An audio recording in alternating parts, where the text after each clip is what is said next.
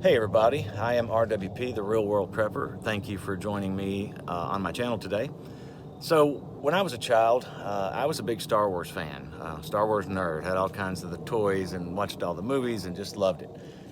If I'm being honest, I'm still a big Star Wars nerd and enjoy the Star Wars content, etc., blah, blah, blah. Another thing that I liked to do back in the day was build model cars, model airplanes, battleships, etc. You painstakingly cut out all the pieces off the frame, you'd polish them, you'd paint them, glue them together, put it up on a shelf. I was very much into that. Well, I had spotted, I forget where, at some retail store one time, or maybe a couple of times I encountered it out with my mom, a big Millennium Falcon. If you're not a Star Wars fan, you probably don't know what that is, but it's a big spaceship from the Star Wars saga. And it was a big one. It was a big model, bigger than any I'd ever built, with more detail. It had wiring. You put lights in it. It had moving parts, all kind of cool stuff. It was a very advanced model, and I wanted it.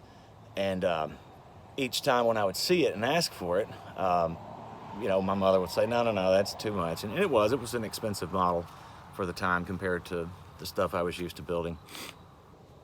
So one day, my dad and I go out to get haircuts, which that was one of our things we did together. We'd go get haircuts and get lunch. And so he gets his haircut, and then I'm in the chair getting my haircut at the barber, and there's retail stores in this building. So he says, "Hey, I'll be back in just a few minutes while you're getting your haircut." I said, "Okay."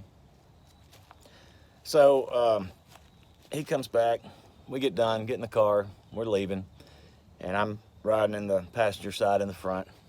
And he looks at me, he says, "Oh, by the way, look back there in the back seat at that, look in that bag and tell me if that's the right one." And I'm confused. I said, "Well, what do you mean?" He said, just look in that bag. Tell me if that's the right one."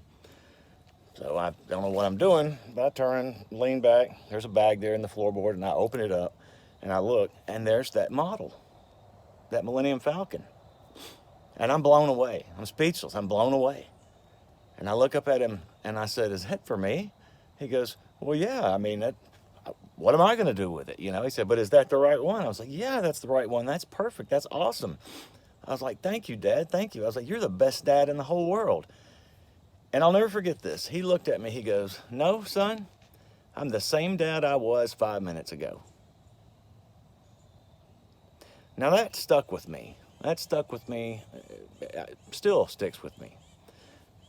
What that said to me, and it may have taken a few years for me to process it, and it's evolved a little over the years, but it said to me that here's a man who is trying to be a good dad, trying to make his son happy, give his son things that he likes. We all want to do that for our children and for our loved ones. We want to please them. We don't want to spoil them, hopefully, but we want to please them. But I took it as him decreeing that, no, I'm not the best dad in the world. I am a dad who struggles at being a dad, a good dad, a good person, a good husband. And he is, okay. I'm not saying he's not, but I'm saying here's a guy who recognized, and this is how I read it, or read it these days. He recognized that, no, I'm not special because I did this nice thing for you that you enjoy. I'm not better than I was. I'm just a guy, the same guy I was before you had that model that you wanted, And so it's a lesson to me, and it has been a lesson that, again, like I say, has evolved over the years as I've thought about it, about how we should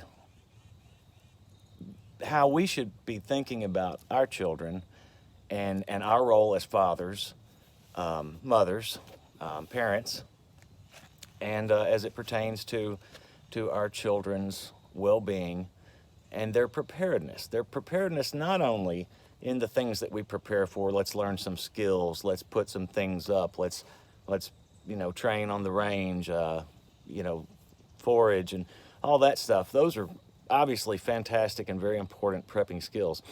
But also, if we can prep our children to be loving, kind, have humility,